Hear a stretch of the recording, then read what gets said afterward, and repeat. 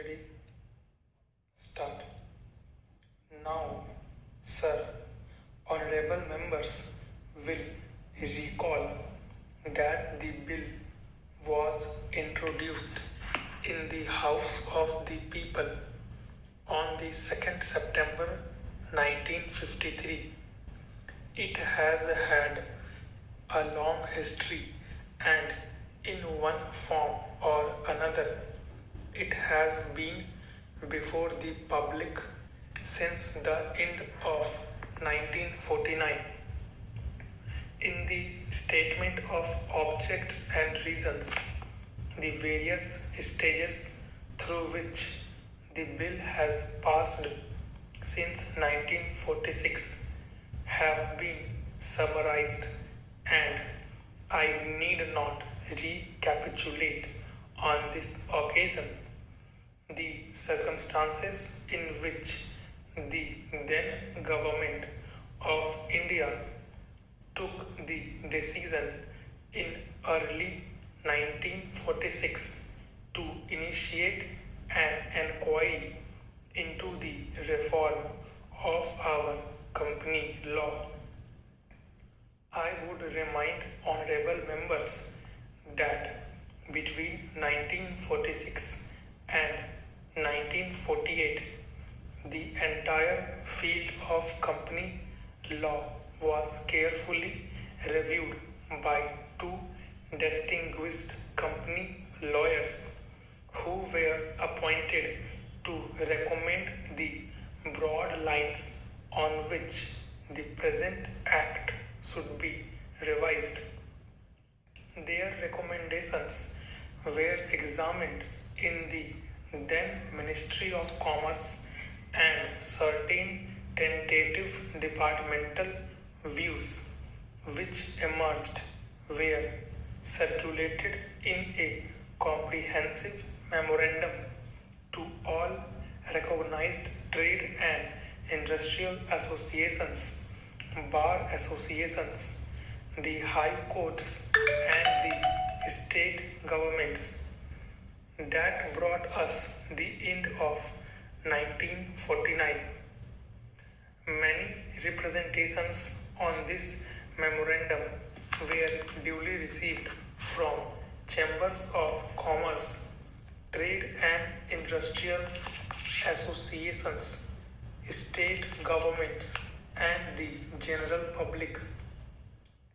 At the end of 1950, the Government of India appointed a committee under the chairmanship of Sri Bhabha to go into the entire question of the revision of the Companies Act with particular reference to its bearing on the development of trade and industry in this country.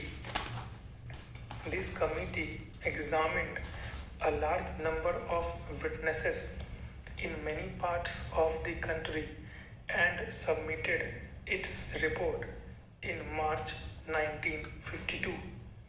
This report again was circulated to all state governments, chambers of commerce, trade associations, high courts and many other bodies.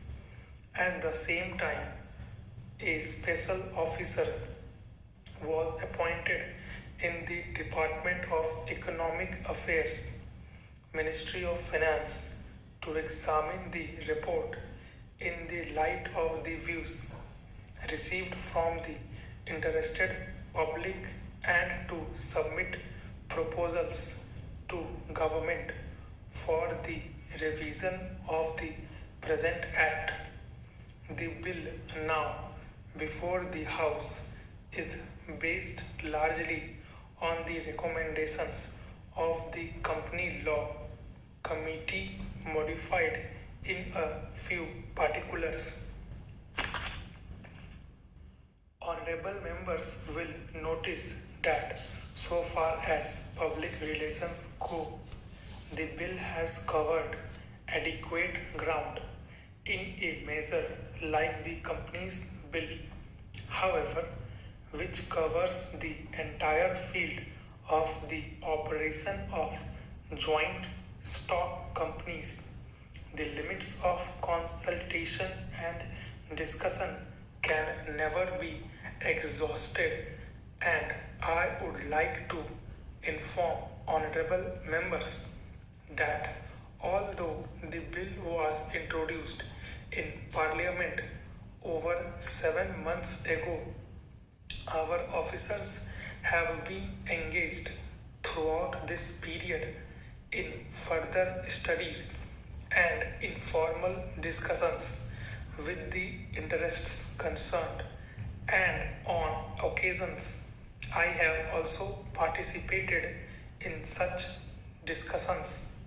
I have also given some further thought to some of the issues arising out of the bill, and I propose at the appropriate stage to bring before the select committee any changes in the provisions of the bill which seem to me to be worthy of consideration. In the light of this further examination, no honorable members will have noticed that the bill contains 6 clauses and 12 schedules. I think it is probably one of the longest legislative measures in recent legislative history, but its size might be regarded as misleading unless I make a few comments. The bill is both, one must remember, a consolidating and amending measure.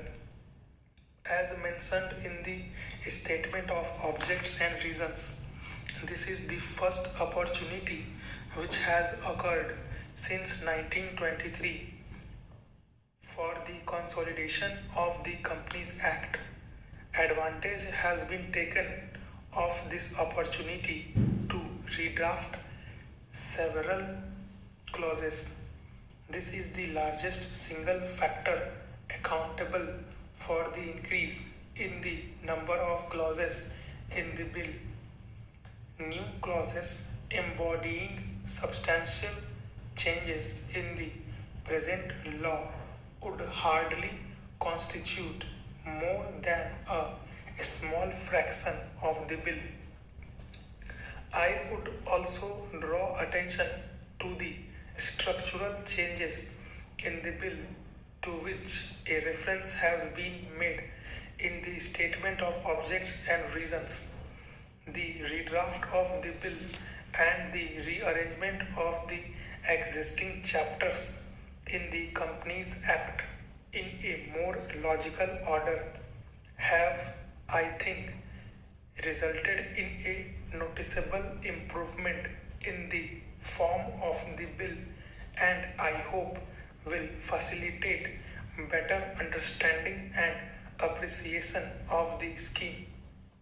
I wish that the act which came into effect long ago was implemented properly.